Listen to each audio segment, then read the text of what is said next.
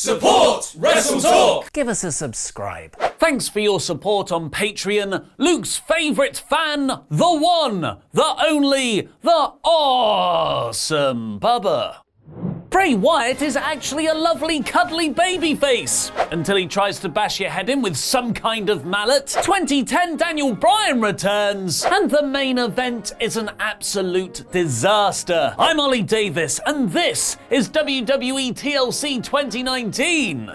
In about 10 minutes. The pre-show action kicked off, continuing an angle started on Monday's episode of Raw. The WWE are seemingly trying to break up the brilliant act of Andrade and his business manager Zelina Vega. Despite the match only being announced just a few hours before TLC began, Andrade and Humberto Carrillo managed an excellent bout, going through 2 ad breaks. Yep, ad breaks on a pre-show on the network is a thing, with Andrade getting busted open hard way early on. They smartly riffed off the spot with Vega that cost Andrade his match on Monday, which set up a really exciting final sequence, ending in a beautiful moonsault from Humberto to win. Andrade then stormed out on Vega in the post-match angle, hinting that the two are really going to be broken up. The main show opened with a special TLC edition of the Firefly Funhouse, where Bray was putting Christmas decorations on a ladder, talking creepily about the importance of family, and then ran down various video packages on the card for the pay-per-view's other feuds. Why in a kayfabe world would Wyatt collaborate with WWE's production staff to make this promo package? Thankfully, WWE quickly distracted my brain with an excellent opening ladder match between New Day and The Revival, which involves spots like Kofi diving over the top rope onto a ladder, Big E splashing onto the apron with a ladder. In fact, the early parts of this match were just the New Day throwing themselves onto ladders. Not the best strategy. What was an ingenious move, though, was how the Revival structured their offense around the stipulation. Scott Dawson and Dash Wilder are all about throwback tag team wrestling. They're technicians and tough guys. No flips, just fists. Fists! So rather than doing flippy S-word, they grounded the ladder as a weapon and used it to methodically dismantle Kofi, Big E, and Little E, which is what I'm calling Big E's penis, because it had a ladder shoved into it. A lot.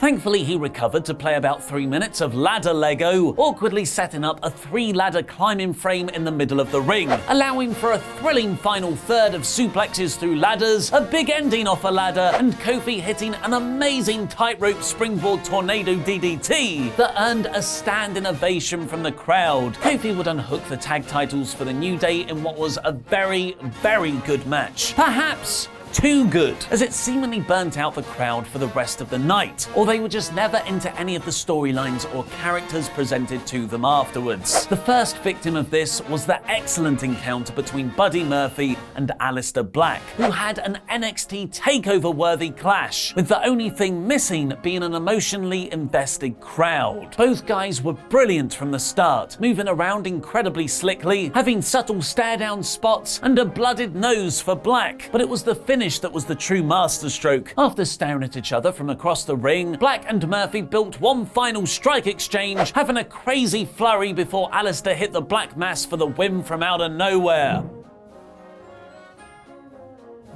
Caruso alert! Rusev cut a promo on Bobby Lashley, and the Viking Raiders came out to lay out an open challenge, which could have been answered by these definitely for sure actual fans at ringside eating fried chicken. I'm sure it's real chicken and not plant-based alternatives, huh?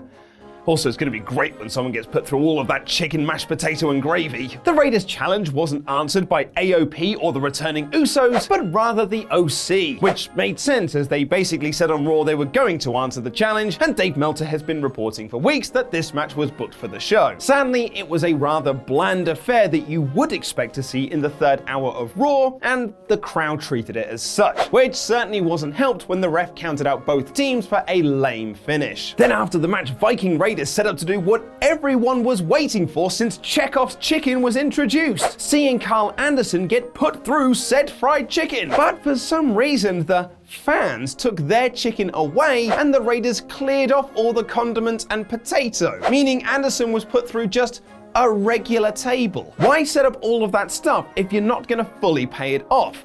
I feel like I've been clock-holded. And with all those chicken wings at ringside, I was fully expecting Marty Scurll to debut.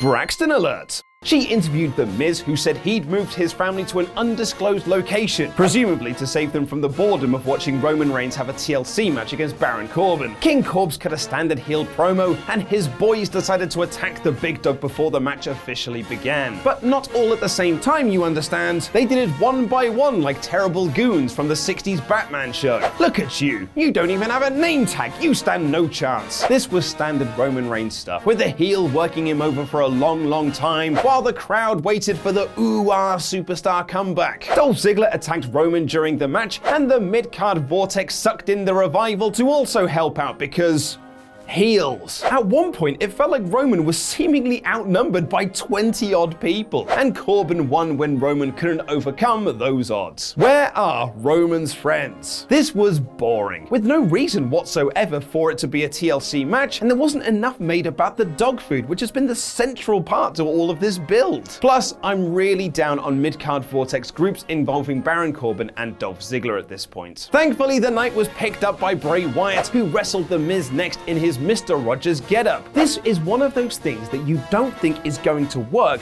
but then it totally does. Wyatt was smiling all the way down to the ring, taking selfies with fans, and telling Miz to stop attacking him during the ensuing match. But also like a masochist, Bray was constantly laughing during the beatdowns, no selling the King of Soft Style's unconvincing offense. Bray eventually hit Sister Abigail for the win, and when the Fiend appeared on the big screen, went to go get what Michael Cole described as some kind of giant mallet. No, that's exactly what it is, Cole. It's exactly a giant mallet. The lights started to ka-chung to signal the Fiend's arrival, but instead Bray was attacked by a man in a hoodie, revealing himself to be Daniel Bryan with a shaved head and trimmed beard, looking a lot like the American Dragon of old. The crowd was super into Bryan's return and chanted yes along with him as he stood tall. The match wasn't much, but it was all about the character work and the angle that came afterwards, so this gets a thumbs up from me. It's Divorce Day! Oh! Despite the crowd's issues throughout the night, the audience were really into Rusev at the start because cuckolding is such good S-word. Unfortunately, their actual wrestling put a stop to that, with Bobby's heat taking the crowd out of it, with them only being into the various hardcore spots, like Rusev impressively being chokeslammed through some kind of guardrail, it was a guardrail, and then coming back with a flurry of kendo stick strikes as Vic Joseph screamed, "Remember all the restraining orders! Remember the fake pregnancy!" Just in case you'd forgotten how ridiculous this storyline was. But as this is one of Vince McMahon's favorite things going on right now, you better believe it's gonna continue. Lana jumped on Rusev's back, allowing Lashley to kind of spear him through a table, which didn't break, so he belly-to-bellied him through another for the win. The Street Profits then did their usual jokes about the night so far backstage when Roman Reigns and Baron Corbin brawled into shot. And not just them, but also Chad Gable, The Revival, and weirdly also Raw star Buddy Murphy. So the Street Profits joined in.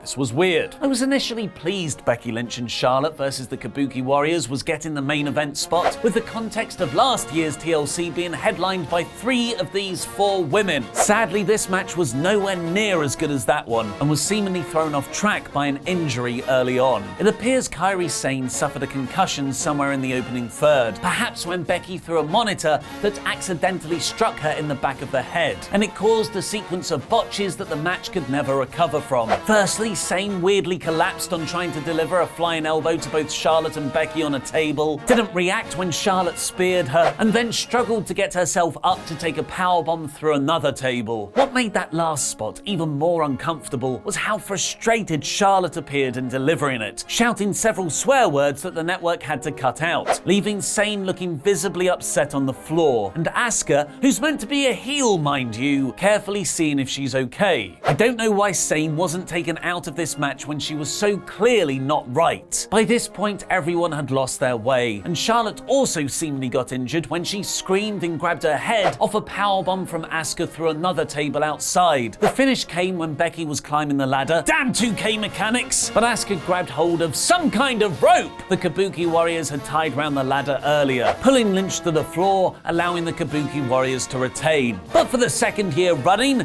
don't look at Asuka holding up a title, look at this more important important thing that's happening over here. Weirdly, Baron and Roman and half the locker room brawled out into the crowd, presumably still fighting from earlier, implying they've been in a kayfabe ruckus for about half an hour. Roman speared Corbin off some stairs into 20 or so dudes to close the show. That's WWE TLC 2019 in about 10 minutes. Vote in a poll above my head to give your rating, where you can choose from Best of Both Worlds, Great Per View, Thumbs in the Middle, Nepa View, and Worst of Both Worlds. And comment with your thoughts on the show in the comments, because I'll be replying to people from out of nowhere. The first 3 matches were absolutely brilliant, and the Bray Wyatt angle was genuinely intriguing. Unfortunately, the rest of the night was tedious to downright uncomfortable, extending the streak of horrible main events on main roster pay-per-views to 4. TLC 2019 is a high Mepa view. Is Goldberg going to get an Undertaker rematch? Click the video on the right to find out. And have the Royal Rumble winners been leaked? Click the video below that to learn more. I've been Ollie Davis, and that was wrestling.